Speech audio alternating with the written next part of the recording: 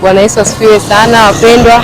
Kwa majina naitwa Doreen Kennedy John, ni mshirika kutoka Nile Gospel Assemblies of God. Niko hapa mbele yenu kuwatangazia kwamba siku ya leo tutakuwa tunahitimisha kongamano letu la maombi ya siku 50.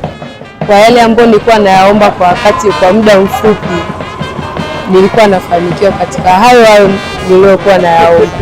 Kwangu mimi najisikia furaha sana kwa sababu haikuwa rahisi mpaka tumefika siku ya leo. Ni neema ya Mungu. Hivyo basi Mungu ametubeba mpaka tukafika siku ya leo.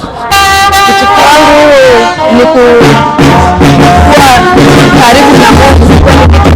Sana kuna Mungu. Ila kwa maombi haya nimejiwekeza sana kuwa karibu na Mungu.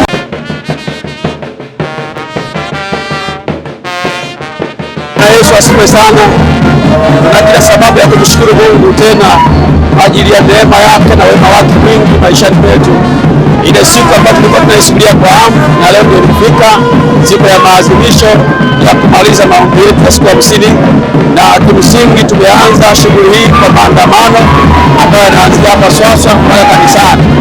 Kwa ujumla, Yesu anainuliwa sana mahali hapa na ambayo haijawahi kutokea. Popote ulipo unayefuatilia muda wangu, naomba ukaribie kwenye tukio la kihistoria. Tunakwenda kufungua mwaka kwa kishindo. Lengo kubwa ni kujiweka wafu kwa Bwana kwa mwaka 2026.